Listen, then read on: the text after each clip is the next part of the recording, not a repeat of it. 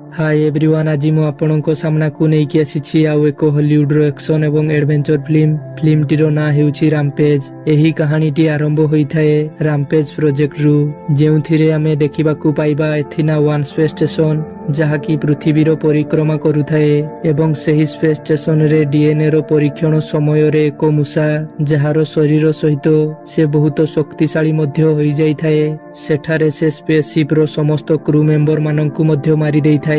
केवल सही स्पेसशिप रो केरी नामक एक क्रू मेंबर बंची थाए। तापरे से सेठारु गोटिए अन्य शिप मध्य को जीवाकू चाहुथाए, जेउथिरे से पुणी थरे पृथ्वी को फेरी परिबो। एहा परे केरी सेही शिप रो कबाटटी को खोलिबाकू चेष्टा करे, किंतु ताहा खोलु नथाए कारण सेही स्पेस स्टेशन रो मालिक ताकू सेठारे थिबा डीएनए सैंपल गुडी को आनिबाकू कहे, अन्यथा सैंपल न आनिले कबाट खोलिबो नाही बोली कहे। तेणु केरी पुणी सेही सैंपल्स गुडी को आनिबाकू जाए। से सेठारे पहुंची सैंपल रो 3टी बोतल उठाइबा परे जानिबाकू पाए स्पेस स्टेशन टी बहुत शीघ्र ब्लास्ट हेबाकू जाउछि एवं सेही समय रे मूषाटी मध्य ताड़कू माडी आसुथाए। केरी शीघ्र जाई सेही कबाट पाखरे पहुंची जाए।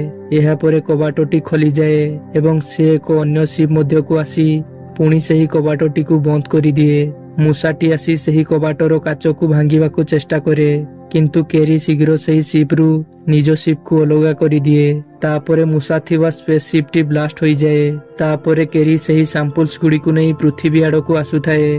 ठीक सेतिकी बेले तारो शिप टी मध्य ब्लास्ट होई जाए एवं तारो भग्नांश पृथ्वी आडकू पड़िबाकू लागे।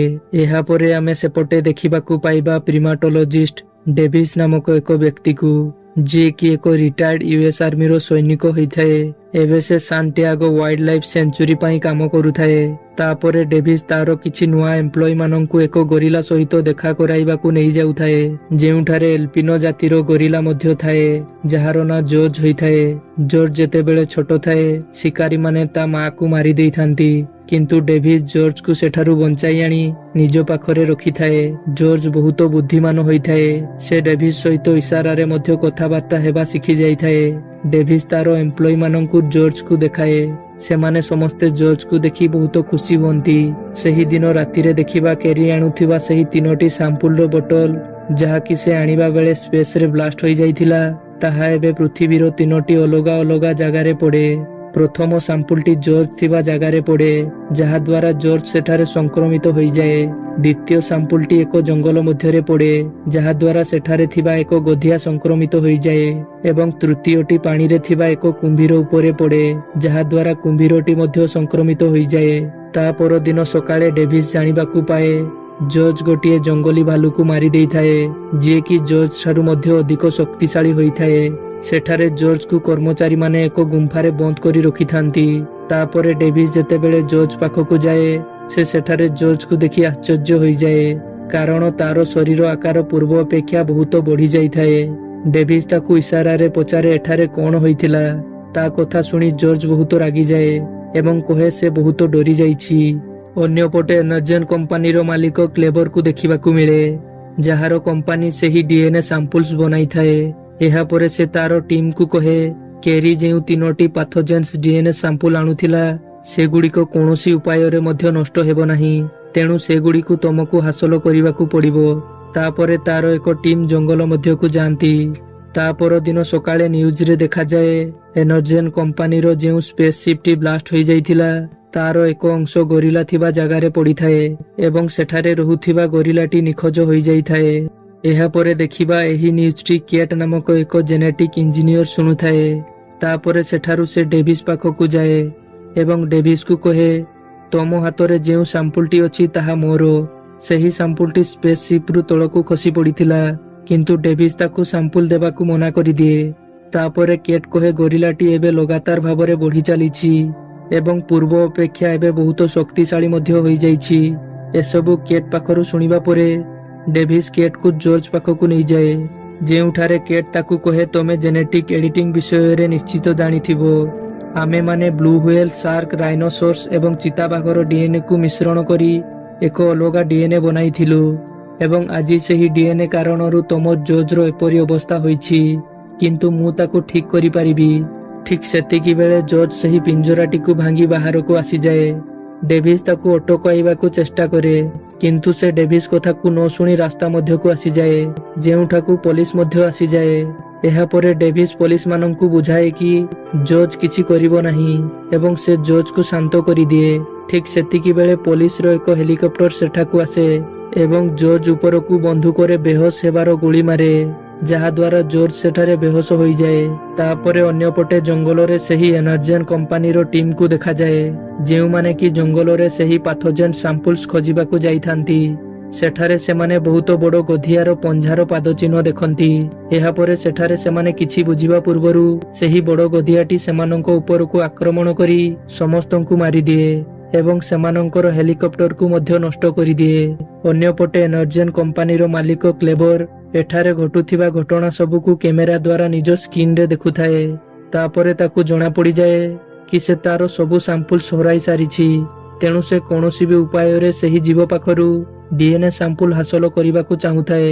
ଏହାପରେ ସେ ତାର ସାଥୀକୁ କହେ, ଆମେ ଯେତେବେଳେ ଏହି DNAର ସାମ୍ପଲ୍ ବନାଇଥିଲୁ, ଆମେ ଏହି DNAର ସାମ୍ପଲ୍ରେ ଏଭଳି ଏକ ପଦାର୍ଥ ମିଶାଇଥିଲୁ ଯାହାକୁ ରେଡିଓ ଫ୍ରିକ୍ୱେନ୍ସି ଦ୍ୱାରା ସେହି DNAରେ ଇଫେକ୍ଟେଡ୍ ଥିବା ଜୀବମାନେ ଏଠାକୁ ଆସିଯିବେ, କାରଣ ସେମାନେ ସେହି ରେଡିଓ ଫ୍ରିକ୍ୱେନ୍ସିକୁ ବନ୍ଦ କରିବାକୁ ଚେଷ୍ଟା କରିବେ ଏବଂ ଆମକୁ ଏବେ ସେହି ରେଡିଓ ଫ୍ରିକ୍ୱେନ୍ସିକୁ ଅନ୍ କରିବାକୁ ପଡ଼ିବ।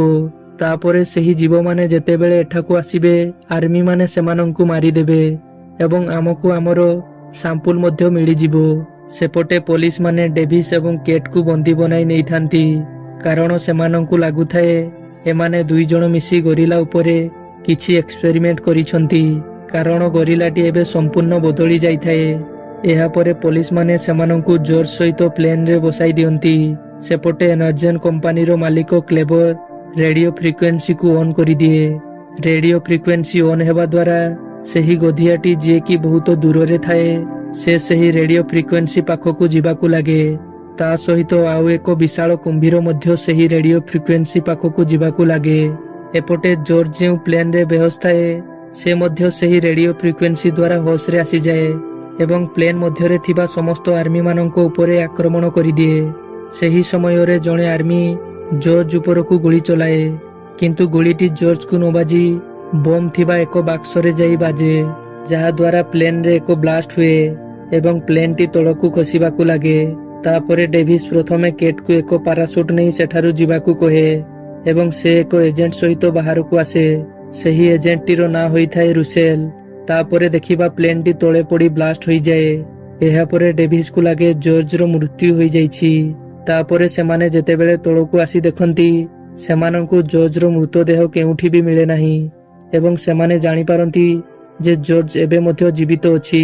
ତାପରେ ସେଠାକୁ ଅନ୍ୟ ଏକ ମିଲିଟାରୀର ପ୍ଲେନ୍ ଆସେ, ଯାହାକୁ ସେହି ଏଜେଣ୍ଟ ରୁସେଲ ଡାକିଥାଏ।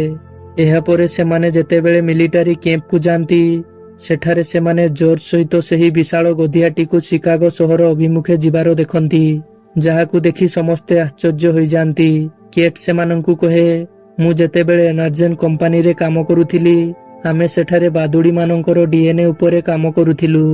ବୋଧହୁଏ କ୍ଲେବରକୁ ସେଥିରେ ସଫଳତା ମିଳିଯାଇଥିବ, ଯାହାଦ୍ୱାରା ସେ ଏହି ଜୀବମାନଙ୍କୁ ଆକୃଷ୍ଟ କରିବା ପାଇଁ କୌଣସି ଏକ ଫ୍ରିକ୍ୱେନ୍ସିକୁ ଛାଡ଼ିଥିବ ଏବଂ ସେହି ଜୀବମାନେ ତାକୁ ରୋକିବାକୁ ସେଠାକୁ ଯାଉଥାଇପାରନ୍ତି। ଏହାପରେ ଡେଭିସ୍ ମିଲିଟାରୀର କର୍ଣ୍ଣଲକୁ କହେ, ମୁଁ ସେହି ଏନର୍ଜେନ୍ କମ୍ପାନୀକୁ ଯାଇ ସେହି ଜୀବମାନଙ୍କର ଏଣ୍ଟିଡୋଟ୍ ଆଣିବାକୁ ଚାହେଁ, ଯାହାଦ୍ୱାରା ସେହି ଜୀବମାନଙ୍କୁ ଶାନ୍ତ କରାଯାଇପାରିବ। ସେପଟେ ଏନର୍ଜେନ୍ କମ୍ପାନୀର ମାଲିକ ମଧ୍ୟ ଚାହୁଁଥାଏ ସେ ଏହି ଜୀବମାନଙ୍କ ଉପରେ ଏଣ୍ଟିଡୋଟ୍ର ପ୍ରୟୋଗ କରି ସେମାନଙ୍କୁ ଶାନ୍ତ କରି ତାଙ୍କ ପାଖରୁ DNA ହାସଲ କରିବା ପାଇଁ। ଏପଟେ କର୍ଣ୍ଣଲ ଡେଭିସ୍ର କଥାକୁ ମାନେ ନାହିଁ ଏବଂ ତାର ଆର୍ମିମାନଙ୍କୁ ଏମାନଙ୍କୁ ଇଣ୍ଟ୍ରୋଗେସନ ରୁମ୍କୁ ନେଇଯିବା ପାଇଁ କହେ। ସେଠାକୁ ଯିବା ବାଟରେ ଡେଭିସ୍ ସେହି ଆର୍ମିମାନଙ୍କୁ ମାରି ସେଠାରୁ ଏକ ହେଲିକପ୍ଟର ନେଇ ଶିକାଗୋ ଅଭିମୁଖେ ବାହାରିଯାଏ। ତାକୁ ସେଠାରୁ ହେଲିକପ୍ଟର ଚୋରାଇବାରେ ଏଜେଣ୍ଟ ରୁସେଲ ମଧ୍ୟ ସାହାଯ୍ୟ କରେ। ତାପରେ ଡେଭିସ୍ ଏବଂ କେଟ୍ ଶିକାଗୋ ପହଞ୍ଚି ଦେଖନ୍ତି ଜର୍ଜ ଏବଂ ଗଧିଆ ରାସ୍ତାରେ ବହୁତ କ୍ଷୟକ୍ଷତି ଘଟାଇ ଫ୍ରିକ୍ୱେନ୍ସି ଆସୁଥିବା ଟାୱାର ନିକଟକୁ ଯାଉଥାନ୍ତି। କିଛି ସମୟ ପରେ ସେଠାକୁ ଏକ ବିଶାଳକାୟ କୁମ୍ଭୀର ମଧ୍ୟ ଆସିଯାଏ। ସେ ମଧ୍ୟ ସେଠାରେ ବହୁତ କ୍ଷୟକ୍ଷତି ଘଟାଏ। ତାପରେ ଡେଭିସ୍ ଏବଂ କେଟ୍ ହେଲିକପ୍ଟରରୁ ଓହ୍ଲାଇ ଏନର୍ଜେନ୍ କମ୍ପାନୀକୁ ସେହି ଏଣ୍ଟିଡୋଟ୍ ଚୋରାଇବାକୁ ପହଞ୍ଚି ଯାଆନ୍ତି। କେଟ୍ ସେଠାରେ ପୂର୍ବରୁ କାମ କରୁଥାଏ, ସେଥିପାଇଁ ତାକୁ ଜଣାଥାଏ ଏଣ୍ଟିଡୋଟ୍ କେଉଁଠାରେ ରଖାଯାଇଛି ଏବଂ ସେମାନେ ସେଠାରୁ ଏଣ୍ଟିଡୋଟ୍ ନେଇ ଯିବା ସମୟରେ ସେହି କମ୍ପାନୀର ମାଲିକ କ୍ଲେବର ତାର ଭାଇ ସହିତ ଆସି ସେମାନଙ୍କୁ ବନ୍ଧୁକ ଦେଖାଇ ସେହି ଆଣ୍ଟିଡୋଟ୍ ଗୁଡ଼ିକ ସେମାନଙ୍କ ପାଖରୁ ନେଇଯାଏ ଏବଂ କ୍ଲେବର ଡେଭିସ୍ ଉପରକୁ ଗୁଳି ଚଲାଇ ଦିଏ। ସେ କେଟ୍କୁ ସାଥିରେ ନେଇ ହେଲିକପ୍ଟରରେ ସେଠାରୁ ଯିବା ପାଇଁ ବାହାରିଥାଏ, କାରଣ କେଟ୍କୁ ସେ ନିଜ ରିସର୍ଚ୍ଚରେ କାମ କରାଇବାକୁ ଚାହୁଁଥାଏ। ସେପଟେ ସେହି 3 ଜଣ ଜୀବ ସେହି ବିଲ୍ଡିଂରେ ଚଢ଼ିବାକୁ ଲାଗିଥାନ୍ତି ଏବଂ ସେମାନେ ସେଠାରୁ ହେଲିକପ୍ଟର ନେଇ ଯିବା ପୂର୍ବରୁ ଜର୍ଜ ସେଠାରେ ପହଞ୍ଚି ହେଲିକପ୍ଟରଟିକୁ ଭାଙ୍ଗି ଚୁରମାର କରିଦିଏ। ତାପରେ ଡେଭିସ୍ ମଧ୍ୟ ସେଠାରେ କେଟ୍ ପାଖକୁ ପହଞ୍ଚିଯାଏ ଏବଂ ତାକୁ କହେ ଆମକୁ ଆଣ୍ଟିଡୋଟ୍ ପୁଣି ଥରେ ଆଣିବାକୁ ପଡ଼ିବ। ହେଲେ କେଟ୍ କହେ ତା ପାଖରେ ଏକ ଆଣ୍ଟିଡୋଟ୍ ଅଛି ଯାହାକୁ ସେ ପୂର୍ବରୁ ଲୁଚାଇ ରଖିଥାଏ। ତାପରେ କେଟ୍ ସେହି ଆଣ୍ଟିଡୋଟ୍କୁ କ୍ଲେବରର ବେଗ୍ରେ ରଖିଦିଏ ଏବଂ ଜର୍ଜ ଯେଉଁ ପଟେ ଥାଏ ସେହି ପଟକୁ ତାକୁ ଧକ୍କା ମାରିଦିଏ। ସେଠାରେ ଜର୍ଜ ତାକୁ ପୁରା ଗିଳି ଦିଏ। ତାପରେ କେଟ୍ ଡେଭିସ୍କୁ କହେ ଆଣ୍ଟିଡୋଟ୍ 10 ମିନିଟ୍ ପରେ କାମ ଦେବ। ଅନ୍ୟପଟେ କ୍ଲେବରର ଭାଇ ଏକ ମୂଷାକୁ ନେଇ ସେଠାରୁ ପଳାଇ ଯାଉଥାଏ, ଯାହାକି ସେମାନଙ୍କର ରିସର୍ଚ୍ଚର ଏକ ପ୍ରମାଣ ହୋଇଥାଏ। ଠିକ୍ ସେତିକି ବେଳେ ସେଠାକୁ ରୁସେଲ ଆସିଯାଏ ଏବଂ ତା ପାଖରୁ ସେହି ମୂଷା ଥିବା ପିଞ୍ଜରାଟି ନେଇଯାଏ। ତାପରେ ଯେତେବେଳେ କ୍ଲେବରର ଭାଇ ସେଠାରୁ ପଳାଇ ଯାଉଥାଏ, ଠିକ୍ ସେତିକି ବେଳେ ତା ଉପରେ ବିଲ୍ଡିଂର ଏକ ଭଙ୍ଗା ଅଂଶ ପଡ଼ିଯାଏ। ସେପଟେ ଜର୍ଜ, ଗୋଧିଆ ଏବଂ କୁମ୍ଭୀର ସେହି ବିଲ୍ଡିଂର ପୁରା କ୍ଷୟକ୍ଷତି କରିଦେଇଥାନ୍ତି ଏବଂ ବିଲ୍ଡିଂ ପୁରା ପଡ଼ିବା ପୂର୍ବରୁ ଡେଭିସ୍ ଏବଂ କେଟ୍ ସେଠାରୁ ଏକ ହେଲିକପ୍ଟର ଦ୍ୱାରା ବାହାରି ଆସନ୍ତି। ତାପରେ ବିଲ୍ଡିଂଟି ପୁରା ତଳେ ପଡ଼ିଯାଏ ଏବଂ ସେହି 3 ଜୀବ ମଧ୍ୟ ତା ତଳେ ଚାପି ହୋଇଯାଆନ୍ତି। କିଛି ସମୟ ପରେ ଜର୍ଜ ସେଠାରୁ ଉଠେ ଏବଂ ଡେଭିସ୍ ଦେଖେ ଜର୍ଜ ଉପରେ ଆଣ୍ଟିଡୋଟ୍ର ପ୍ରଭାବ ପଡ଼ିଯାଇଛି, କାରଣ ଜର୍ଜ ଆଗ ଭଳି ଶାନ୍ତ ହୋଇଯାଇଥାଏ। ସେଠାରେ ଡେଭିସ୍ ଜର୍ଜ ସହିତ ଇସାରାରେ କଥାବାର୍ତ୍ତା କରେ। ପୁଣି କିଛି ସମୟ ପରେ ସେହି କୁମ୍ଭୀର ଏବଂ ଗୋଧିଆଟି ମଧ୍ୟ ବିଲ୍ଡିଂ ତଳୁ ବାହାରକୁ ବାହାରି ଆସନ୍ତି। ସେମାନଙ୍କ ମଧ୍ୟରୁ କୁମ୍ଭୀରଟି ବହୁତ ଶକ୍ତିଶାଳୀ ହୋଇଥାଏ। ତାପରେ ସେମାନଙ୍କ ମଧ୍ୟରେ ଲଢ଼େଇ ଆରମ୍ଭ ହୋଇଯାଏ। ଅନ୍ୟପଟେ ମିଲିଟାରୀ ଆର୍ମି ସେହି ଜାଗାଟିରେ ବମ୍ ପକାଇବାକୁ ଚାହୁଁଥାଏ। ଏହାପରେ କୁମ୍ଭୀରଟି ଗୋଧିଆକୁ ସେଠାରେ ମାରିଦିଏ। ତାପରେ ଡେଭିସ୍ ମଧ୍ୟ କୁମ୍ଭୀରଟି ଉପରେ ଆକ୍ରମଣ କରେ, କାରଣ କୁମ୍ଭୀରଟି ଜର୍ଜ ଉପରକୁ ମଧ୍ୟ ଆକ୍ରମଣ କରି ତାକୁ ଆହତ କରିଦେଇଥାଏ। କୁମ୍ଭୀରଟି ଡେଭିସ୍ ଉପରକୁ ଆକ୍ରମଣ କରିବା ପାଇଁ ଆଗକୁ ମାଡ଼ି ଆସୁଥାଏ। ଠିକ୍ ସେତିକି ବେଳେ ଜର୍ଜ ଏକ ଲୁହାର ରଡ୍ଟିକୁ କୁମ୍ଭୀରର ଆଖିରେ ମାରି ଆର ପାର କରିଦିଏ, ଯାହାଦ୍ୱାରା କୁମ୍ଭୀରଟି ସେଠାରେ ମରିଯାଏ। ସେପଟେ ଆର୍ମିମାନେ ଯେତେବେଳେ ଦେଖନ୍ତି ଜର୍ଜ ଏବଂ ଡେଭିସ୍ ମିଶି ସେହି ଜୀବମାନଙ୍କୁ ମାରି ଦେଇଛନ୍ତି, ସେମାନେ ସେଠାରେ ବମ୍ ପକାଇବା କ୍ୟାନ୍ସେଲ କରିଦିଅନ୍ତି। ଏହିପରି ଭାବରେ 2 ଜଣ ମିଶି ଏକ ବହୁତ ବଡ଼ ବିପଦକୁ ଏଡ଼ାଇ ଦିଅନ୍ତି। ଏହାପରେ ଦେଖିବା ଜର୍ଜ ସେଠାରେ କିଛି ଲୋକଙ୍କୁ ସାହାଯ୍ୟ ମଧ୍ୟ କରେ। ତାପରେ କାହାଣୀଟି ଏହିଠାରେ ସମାପ୍ତ ହୋଇଯାଏ।